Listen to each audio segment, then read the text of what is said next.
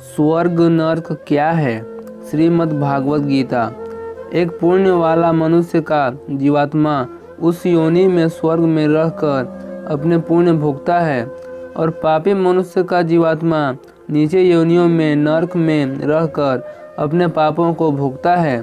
कभी ऐसा भी होता है कि कई प्राणी स्वर्ग नरक का सुख दुख पृथ्वी लोक पर ही भोग लेते हैं। अर्जुन पूछता है, इस लोक में वो कैसे? श्री कृष्ण जी कहते हैं, इसे तुम यूँ समझो अर्जुन कि जैसे कोई संपन्न मनुष्य है, महल में रहता है, उसकी सेवा के लिए दास दासियां हर समय खड़ी हैं। उसका एक इकलौता जवान बेटा है जिसे वह संसार में सबसे अधिक प्रेम करता है और अपने आप को संसार का सबसे भाग्यशाली मनुष्य समझता है।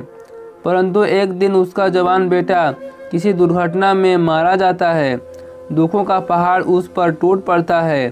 संसार की हर वस्तु उसके पास होने के बावजूद भी वह दुखी ही रहता है और मरते दम तक अपने पुत्र की मृत्यु की पीड़ा से मुक्त नहीं होता। तो पुत्र के जवान होने तक उस मनुष्य को जो दुख होता है वह स्वर्ग के सुखों की भांति थे, और पुत्र की मृत्यु के बाद उसने जो कुछ भोगे हैं वह नर्क के दुखों से बढ़कर थे। जो मनुष्य को इसी तरह इसी संसार में रहकर भी अपने पिछले जन्मों के सुख दुख को भोगना पड़ता है। अर्जुन पूछता है, हे मधुसूदन, अब ये बताओ कि मनुष्य अपने पुण्यों को किन किन योनियों में और कहाँ भोगता है? श्री कृष्ण बताते हैं, पुण्यवान मनुष्य अपने पुण्यों के द्वारा किन्नर गंधर्व अथवा देवताओं की योनियों धारण करके स्वर्ग लोक में तब तक रहता है जब तक उसके पुण्य क्षीण नहीं हो जाते। अर्जुन पूछता है, अर्थात? श्री कृष्ण कहते हैं, अर्थात कि यह प्राणी हिसाब से जितने पुण्य कर्म करते हैं उतनी ही देर तक उसे स्वर्ग में रखा जाता है। जब पुण्य के फल की अवधि समाप्त हो जाती है तो उसे फिर पृथ्वी लोक में वापस जाना पड़ता है और मृत्यु लोक में पुनर्जन्म धारण करना पड़ता है।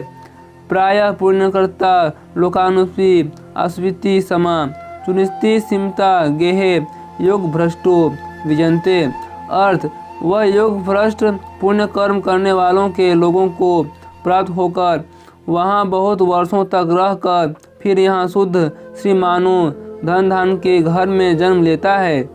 अर्जुन पूछता है, परंतु स्वर्ग लोक में मनुष्य के पुण्य क्यों समाप्त हो जाते हैं? वह जब वह देव योनि में होता है तब वह अवश्य ही अच्छे कर्म करता होगा। उसे इन अच्छे कर्मों का पुण्य तो प्राप्त होता होगा।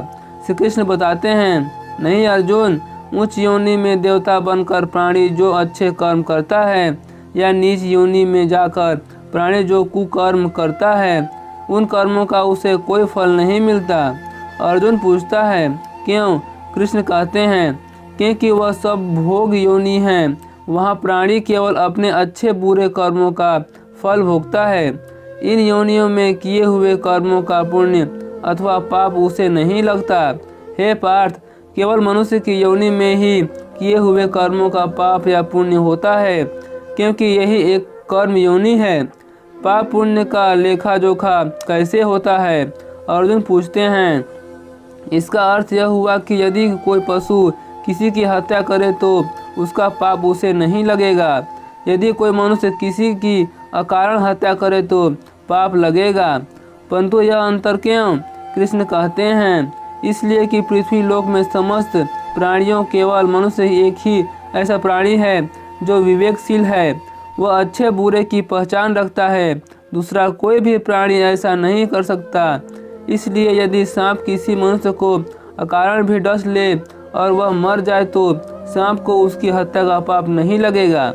इसी कारण उसके जानवरों की हत्या करता है तो उसे उसका पाप लगता है। या बकरी का उदाहरण लो, बकरी किसी की हत्या नहीं करती, घास फूस खाती है, इस कारण वह पुण्य की भागी नहीं बनती। पाप पुण्य का लेखा जोखा अर्थात प्रारब्ध केवल मनुष्य का बनता है। इसलिए जब मनुष्य अपने पाप और पुण्य भोग लेता है तो उसे फिर मनुष्य की योनि में भेज दिया जाता है। ते तं वक्ता स्वर्गलोकम विशालम क्षीणे पुणे पत्यलोकम विशन्ति एवं तत्र धर्म नुप्रसन्ता गतातम काम कामा लभन्ते। अर्थ, वे सब उन विशाल स्वर्गलोक के भागों को भोग कर पुण्य क्षीण होने पर मृत्यु लोक में आ जाते हैं। इस प्रकार तीनों वेदों में कहे हुए सकाम धर्म का आश्रय के लिए ही भोगों की कामना करने वाले मनुष्य आवागमनों को प्राप्त होते हैं। अर्जुन पूछता है, अर्थात देवों की योनि में जो मनुष्य होते हैं वह अपने सुख भोग कर स्वर्ग से भी लौट जाते हैं। कृष्ण कहते हैं, हाँ, और मनुष्य की योनि प्राप्त होने पर फिर कर्म करते हैं और इस तरह सदैव जन्म मृत्यु का कष्ट भोगते रहते हैं। अर्जुन पूछता है, हे मधुसूदन, क्या कोई ऐसा स्थान नहीं जहाँ से लौटकर आना न पड़े और जन्म मरण का ये चक्कर समाप्त हो जाए?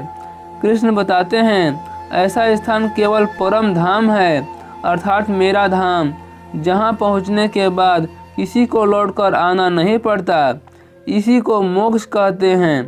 तो दोस्तों, आपको इस श्रीमद् भागवत गीता से क्या शिक्षा मिलती है कमेंट बॉक्स में ज़रूर बताइएगा। और चैनल पर पहली बार आए हैं, चैनल को लाइक शेयर सब्सक्राइब जरूर कीजिएगा। फिर मिलते हैं एक नए इंटरेस्टिंग स्टोरी के साथ।